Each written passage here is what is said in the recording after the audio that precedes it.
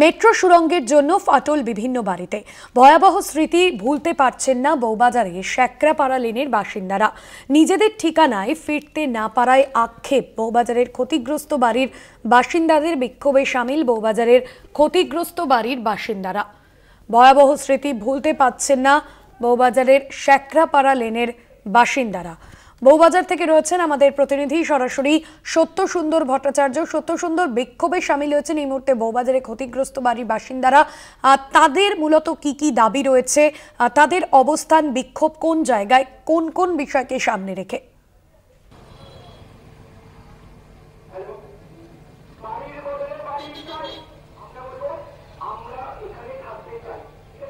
দেখো, আর কিছুক্ষণের মধ্যেই প্রধানমন্ত্রী নরেন্দ্র মোদী যে মেট্রো প্রকল্প, সেই মেট্রো প্রকল্পের মধ্যে ইস্ট ওয়েস্ট মেট্রো প্রকল্প, সেই ইস্ট ওয়েস্ট মেট্রো প্রকল্পের যে মাঝখানের যে অংশটা, অর্থাৎ শিয়ালদহ থেকে এসপ্ল্যানেড পর্যন্ত এই অংশটার আজকে কিন্তু সম্প্রসারণের তিনি আজকে চালু করছেন। আর কিছুক্ষণের মধ্যেই তা চালু হবে।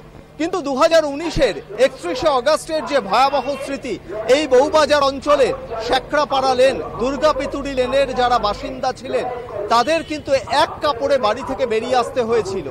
মেট্রো সুড়ঙ্গ খোঁড়ার কাজ চলছিল, আর সে কারণেই তাদের বাড়িগুলোতে একের পর এক ফাটল তৈরি হয়েছিল। এখনো সেই নিজেদের ভিটেতে, নিজেদের স্থায়ী ঠিকানায় তারা এখনো ফিরতে পারেননি। আর তা নিয়েই আজকে তারা প্রতিবাদে সামিল হয়েছেন।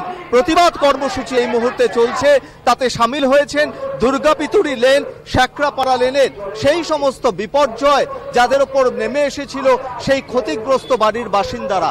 এখনো আপনি নিজের ঠিকানায় ফিরতে পারেননি, কি চাইছেন? বাড়ি নিয়েছে, বাড়ি দিক, আর কি চাইবো? অনেকে কষ্ট করে রয়েছে, কত বয়স্ক মানুষ মারা গেছে, তারা তো আর ফিরে আসবে না। কিন্তু যারা আছে তারা তো সেই বাড়িতে আসুক ফিরে, কিন্তু কেউ তো কিছু কোনো সাড়াই করছে না, সব যে যার চুপচাপ বসে আছে। আর আমরা কি বলবো? মেট্রো কর্তৃপক্ষ আপনাদেরকে প্রতিশ্রুতি দিয়েছিল, সেই প্রতিশ্রুতি কি পালন করছে? আপনারা এখন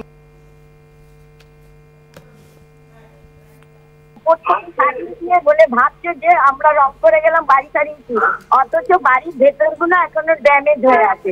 মেট্রো চালু হলে আমাদের পরিস্থিতি কি হবে? এখনো ওপরের টালিগুলো ঝুলছে, ভেতরে ক্র্যাক হয়ে গেছে, কিন্তু ওরা কোনো কাজ করেনি। একদমই সত্য সুন্দর, বোঝাই যাচ্ছে যে সেখানকার বাসিন্দাদের একাধিক দাবি রয়েছে।